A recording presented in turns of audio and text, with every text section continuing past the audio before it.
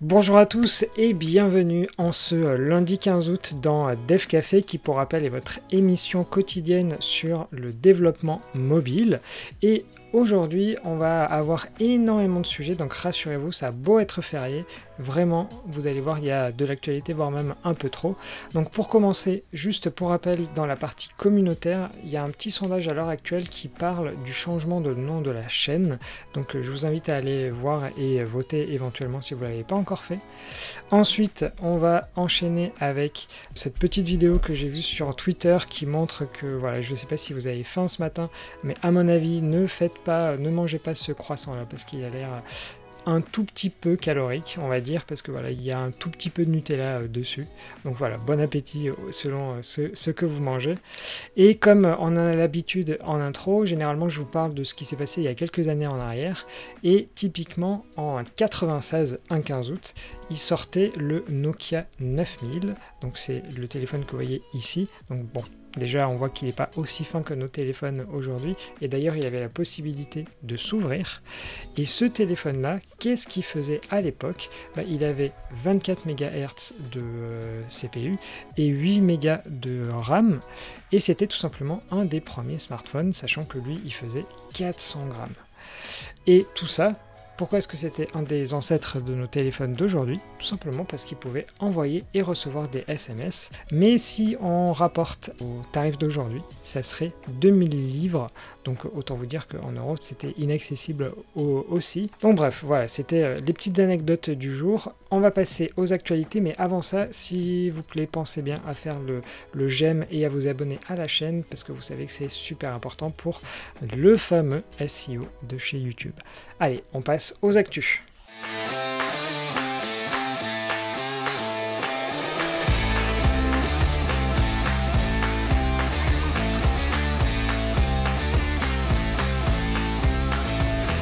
Pour commencer cette actualité, on va revenir sur un des sujets de la semaine dernière qui était que Facebook, dans ses applications, donc Facebook, Instagram et Messenger, quand on clique sur un lien, ça ouvre en fait un navigateur interne. Ce navigateur interne, c'est tout simplement une WebView.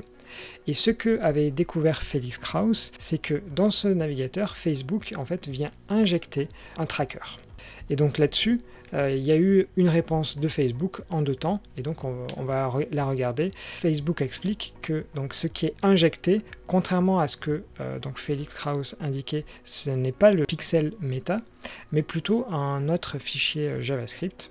Mais en somme, qu'est-ce qu'il fait ? C'est à peu près les mêmes choses, c'est-à-dire traquer ce que l'utilisateur fait. Ce que Meta explique, c'est que donc, le script qui est injecté, en fait, il serait compatible avec ce qu'on appelle l'ATT, donc l'Apple Tracking Transparency, qui est la fonctionnalité qui permet aux utilisateurs de dire est-ce que je veux être suivi au niveau publicitaire. Pourquoi? Parce qu'en fait, il détaille en expliquant que ce système-là ne fonctionne que si un site internet a déjà le métapixel, et auquel cas, ce pcm.js viendrait en fait communiquer avec. Mais là-dessus, Felix Krause dit ok, pourquoi pas, mais ça n'empêche que vous êtes toujours en train d'injecter du contenu dans une page web, ce qui ne se fait pas. Et donc là-dessus, il y a une réponse donc le 14 août, en disant à nouveau la même chose que pcm.js, ce serait respectueux donc, de l'Apple Tracking Transparency.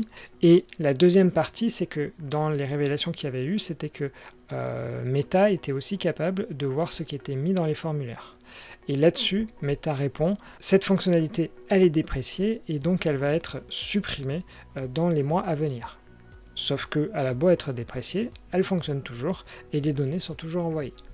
Donc voilà, je trouve que Facebook, dans les 2 cas, ils se sont justifiés, mais est-ce que ça fait avancer les choses? Absolument pas. Bref, on va s'arrêter là-dessus. Alors maintenant, on va enchaîner sur plusieurs petites actualités autour du monde Apple. Donc la première, ça concerne l'application Telegram, où en fait le fondateur avait relancé les médias il n'y a pas longtemps, parce qu'il y avait la dernière mise à jour de Telegram qui était bloquée, sans qu'il sache vraiment pourquoi. Il a eu finalement une réponse, comme quoi ça venait de Telemoji. Alors qu'est-ce que c'est que Telemoji? C'est une fonctionnalité premium dans un premier temps, et qui consiste en fait à avoir des emojis animés. Et comme vous pouvez voir, voilà, c'est super bien fait a priori. Donc la raison pour laquelle Apple a bloqué la mise à jour, c'est à cause de ces télémojis, parce que en fait c'est mieux que ce qui est proposé dans iOS. Donc en fait, Apple est en train de faire du chantage en disant « Vous avez une fonctionnalité plus avancée que nous, bah, on vous bloque ». Et la manière de corriger ça, c'est retirer la fonctionnalité.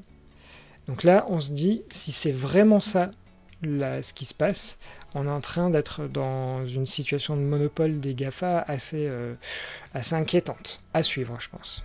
On termine par quelque chose que j'avais raté et qui, pour le coup, est très très important dans le monde Apple, c'est que depuis en fait le mois d'avril, il est possible de signer les applications Apple. Alors comment est-ce que c'est fait? C'est une implémentation en pur Rust. Et là-dessus, ce qui était expliqué à l'époque, c'est donc lui, son implémentation pour signer, elle est faite en Rust, elle est compatible donc avec les autres plateformes que macOS. Par contre, il y avait une limitation dans l'implémentation précédente, c'est donc au niveau de l'authentification, ça passait par ce qu'on appelle l'Apple Transporter. Et là, la nouveauté qu'il y a par rapport à cette version du mois d'avril, c'est qu'il y a quelqu'un de la communauté qui a découvert qu'en fait, lors de la WWDC, il y avait une nouvelle API qui avait été mise à disposition par Apple pour justement cette partie authentification, et donc maintenant, ça l'utilise bien comme il faut. Qu'est-ce qui se passe en fait maintenant? Que vous soyez sur Windows, Mac, Linux, vous avez totalement la possibilité donc de signer toutes les applications de l'univers Apple, on va dire, sans aucun problème. Donc ça voudrait dire, potentiellement, on n'ait plus besoin d'un Mac. Malheureusement, oui et non, parce que ça, c'est juste la signature. Pour générer des applications, il faut toujours passer par Xcode. Donc, voilà, malheureusement, votre CI, il sera toujours sur macOS, on ne peut pas faire autrement. Sinon, il faut faire ce qui est fait dans MyUI, comme je vous l'avais présenté la semaine dernière, c'est tout simplement faire un système où en fait le Windows se connecte sur le réseau à un Mac, et de cette manière-là, ça donne l'impression que depuis Windows, on peut faire ces choses-là. En vrai, c'est pas le cas, mais ça donne l'impression. Donc voilà, c'était tout pour les petites actualités version Apple, et maintenant on passe aux actus en bref avec plein de petites nouveautés. Depuis Android Studio, on peut avoir les statistiques d'utilisation sur les versions d'Android. Rarement mises à jour, elles l'ont toutefois été en ce début août, et on observe une belle progression d'Android 12, même si Android 11 reste majoritaire. On reste donc sur le schéma classique de la version antérieure qui domine. Toujours côté Android, Google a publié un guide autour de la modularisation des applications. L'objectif est notamment de rendre l'application compatible avec le Feature Delivery du Google Play, c'est-à-dire permettre aux utilisateurs de télécharger à la demande des bouts de votre application. Un langage pas si nouveau vient d'être officialisé sous le nom d'Objective-S, puisqu'il reprend le runtime d'Objective-C tout en privilégiant la syntaxe Smalltalk. Son objectif, être un langage orienté architecture, car selon ses concepteurs, il est compliqué de faire de la bonne architecture avec les langages existants. Les applications et jeux du Microsoft Store peuvent maintenant afficher plus de 2000 avis. Bon, en vrai, ça ne devrait pas concerner grand monde. Condamné pour corruption et détournement de fonds, le petit-fils du fondateur de Samsung a bénéficié d'une grâce présidentielle pour reprendre les commandes du groupe. Suite à la crise économique, ces charges ont donc été annulées pour relancer l'économie. Logique, me direz-vous, ou pas. On termine par un petit outil qui vous indique quand était votre première pull request sur GitHub. Pour ma part, c'était en 2013, et n'hésitez pas à partager dans les commentaires ce qu'il en est pour vous. Pour terminer ces actualités, on va passer sur un gros sujet, et c'est un sujet Flutter, mais je vais vous l'expliquer comme ça, même si vous ne connaissez pas Flutter, vous allez comprendre. Donc ce qu'il faut savoir en Flutter, c'est qu'il y a des solutions pour gérer l'état dans lequel se trouve l'application, ça s'appelle des solutions de state management. Il y en a énormément qui existent, on se parle, je pense, en centaines, sachant que Google initialement disait faites ce que vous voulez, on ne vous en recommande aucune, sachant qu'on peut tout à fait faire avec les outils qui sont dans Flutter, dans les API, soit passer par une dépendance. Et donc là-dessus, ce qui s'est passé au fur et à mesure des années, c'est que Google a recommandé quelque chose qui s'appelle Provider, et qui est d'ailleurs fait par un Français qui s'appelle Rémi Rousselet. Pourquoi? Parce que ce provider est relativement simple à comprendre, et tout allait bien jusqu'à présent. Donc ça a commencé avec cette personne que je connais pas du tout, qui en fait a indiqué, tiens, ça fait un bon moment que je suis pas passé, qu'est-ce qui s'est passé dans le monde Flutter? Et d'une manière générale, en fait, tout le monde lui a répondu à la rigolade. Typiquement, cette personne qui lui parle de GetX, voilà, que tout le monde déteste toujours GetX. Donc pour info, dans les solutions de state management, vous en avez une qui s'appelle GetX et qui fait beaucoup polémique. Soit grosso modo on l'adore, soit on la déteste. Et là-dessus, il y a aussi une deuxième personne qui a dit cette phrase, et typiquement, en fait, moi je suis tombé directement sur ce tweet sans avoir vu celui d'avant, et pour le coup, moi je l'ai pris premier degré. Et donc, qu'est-ce qu'il dit? C'est que tout simplement, Riverpod est provider. Donc, Riverpod, c'est une des autres bibliothèques de Rémi. Les deux bibliothèques vont être dépréciées parce que Rémi arrête de les maintenir, et maintenant, c'est GetX qui est la nouvelle référence. Et là-dessus, ça a fait... tout le monde a un peu s'est dit, mais what the fuck, qu'est-ce qui se passe? Alors, il n'y a pas eu beaucoup, au début, de gens qui ont réagi, mais il y a tout de même quelqu'un qui a, en fait, interrogé Rémi en lui disant, mais qu'est-ce qui se passe? Et c'est là où les choses vont commencer à dérailler. Donc là-dessus, Rémi, en fait, pareil, se dit, mais qu'est-ce que c'est que ce truc-là? Typiquement, que GetX est défini comme la nouvelle solution recommandée, il ne sait pas, et personne ne sait, normal. Par contre, il explique que absolument pas il a prévu d'arrêter le support. Par contre, et c'est ça qui va faire un grand boom, c'est provider, il y a des chances que ce soit déprécié. Pourquoi? Parce que Riverpod, sur lequel il travaille depuis un très long moment, c'est son successeur, et donc ça sert à rien de maintenir les deux. Sauf que, en fait, cette phrase-là, provider va être déprécié, ça a fait un énorme blast dans la communauté, parce que provider est énormément utilisé. Et donc très rapidement, Rémi a été obligé de donner un peu plus de détails pour expliquer, mais qu'est-ce qui se passe? Donc là-dessus, il a précisé en expliquant que de toute manière, si ça devait arriver, il y aurait un outil pour faire la migration pour passer de provider vers Riverpod, et qu'en parallèle, il était en train de travailler sur une pull request directement dans Flutter pour en fait améliorer certaines choses. Et donc cette pull request, la voici, elle date donc du mois de juillet, de début juillet, et elle est toujours en discussion.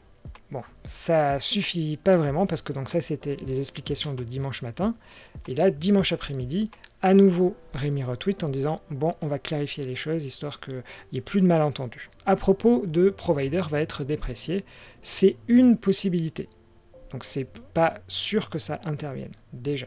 Ensuite, la décision de déprécier provider ne va intervenir que si on arrive à faire cette migration. Quoi qu'il en soit, si ça intervenait, voilà, il y aurait une manière simple de faire. Donc là, voilà, c'est, je pense, Rémi qui a dû voir que ça partait un peu dans tous les sens et donc a bien expliqué la situation. Et finalement, je vous ai parlé tout à l'heure d'une pull request. Qu'est-ce que fait cette pull request? Donc ce qui est présenté ici, c'est ce qu'elle va permettre. Donc les gens qui ont déjà fait du Flutter et du provider sachent que pour en fait dire je veux accéder à une donnée qui est fournie, aujourd'hui on est obligé de dire je fais un provider off et on donne le type. Et l'idée de la nouvelle syntaxe et donc de sa pull request, ce serait d'avoir la possibilité de ne plus dire cet élément-là. Et donc si ça ce serait possible, dans ce cas-là, on basculerait en se disant provider est déprécié, Riverpod va le remplacer. Mais tant que cette pull request n'est pas validée, on ne peut absolument pas dire que provider est déprécié. Pour le moment, provider est toujours maintenu, Riverpod est toujours maintenu, GetX n'est toujours pas recommandé. Donc voilà, c'est ce qu'il faut bien retenir de tout ce week-end, c'est que, en fait, je pense que le tweet initial de Rémi qui disait provider va probablement être déprécié. Ça, les gens l'ont pris en fait à la lettre, et c'est de là où tout est parti en cacahuète, comme on dit. Donc au final, rassurez-vous, si toutefois migration il y a, ce sera facilité d'une manière ou d'une autre, mais dans la mesure où il faut que la pull request soit validée, il faut ensuite que ce soit mergé dans Flutter, va vraiment se passer un petit moment avant ça. C'était tout pour les actualités de ce 15 août, donc comme vous avez vu, finalement il y avait pas mal d'informations à retenir. Moi je vous donne rendez-vous ce midi parce qu'il va y avoir une petite vidéo autour de nouvelles fonctionnalités qu'il y aura dans la prochaine version stable. En fait, j'ai regardé un peu les pull requests et je vous ai fait une vidéo pour vous présenter certaines des fonctionnalités. Donc c'est ce midi sur la chaîne, donc n'hésitez pas. Je crois qu'il y a un mode première, donc vous pouvez mettre même un rappel si vous le souhaitez. Si cette vidéo vous a plu, comme d'habitude, n'hésitez pas à la liker, à vous abonner, vous connaissez la rengaine. Et voilà, en fait, la seule chose que j'ai à vous souhaiter, c'est comme d'habitude une très bonne journée. Si vous avez des questions, des commentaires, n'hésitez pas à les mettre dans la section des commentaires. Et moi je vous dis à demain.